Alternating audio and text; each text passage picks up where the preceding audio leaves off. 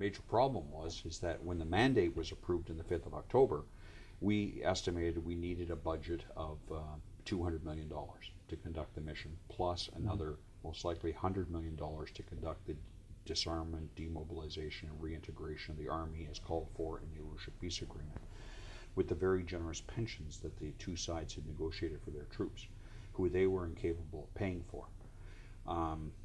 Nobody would touch the DDR, World Bank, IMF. So the DDR is what? That's the disarmament, demobilization, and reintegration. That's where you take the armies of both sides, you bring them together, you disarm them, you demobilize a significant portion of it. About half the government army, about a third of the RPF would have been demobilized. They were to receive pensions, very substantial pensions, and the remainder then are formed into a new integrated national army and reintegrated to their army. So the DDR process is critical in any type of peace process. That was part of Arusha. Was part of Arusha, and they negotiated very generous pensions, very generous. The problem was who was going to pay for it. So there's a lot of government soldiers that are going to be demobilized. There's a lot of RPF soldiers that are going to be demobilized. And in the Arusha Peace Agreement, they're promised very, very generous pensions, cash amounts. But the RPF says, but we're broke, we don't have any money. And the government says, we're broke, we don't have any money. Say, well, then who pays for the pensions? Says, well, the international community will have to. So we had to go out with hat in hand saying, who's paying for these pensions? Well, the IMF said, we don't do that. The World Bank said, we don't do that. The UN says, we don't do that.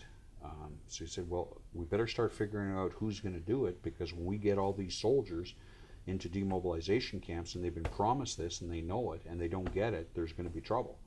That was a problem that was never sorted out. So one of the ironic things about this mission is even if the events of 7 April had not taken place, the whole thing could have collapsed within a month of the broad-based transitional government being formed if that money was not found. Now UNDP took that on as a project, and they started really scrambling for a donors conference to collect money, but no one was jumping up saying, you know, we're prepared to give $100 million here, or a portion of it. So that was a major challenge. And do you think that led to radicalization of views?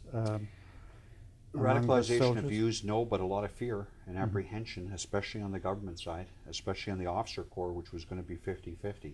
There was a lot of officers, a lot of NCOs, and a lot of troops who for the previous 3 years during the war had had a steady salary, they had food for them and their families, they had a job, and now suddenly they were going to lose their livelihood.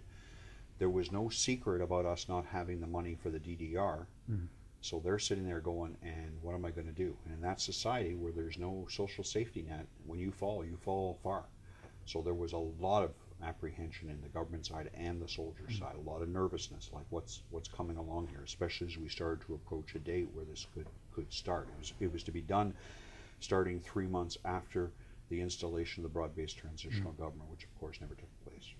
And did you yourself sort of pick up signs of dissatisfaction? Big time. How was it expressed? Every time you talk to a government soldier, to an RPF, they'd ask about the DDR and about the pension money, was it available, and what was going to happen, and am I going to get a job? Well, I don't know. That's up to your side. Are you one of the 50% or not? Are you one of the 40% or not? Had they chosen who were going to be the 60 or 40%? I think the rebels had pretty much, the RPF had pretty much figured out who those were going to be, but the government side certainly hadn't let people know. So people were sitting there going, do I have a job in 3 months' time, or am I, suddenly unemployed? I think that was a major destabilizing factor in the military, especially on the government side.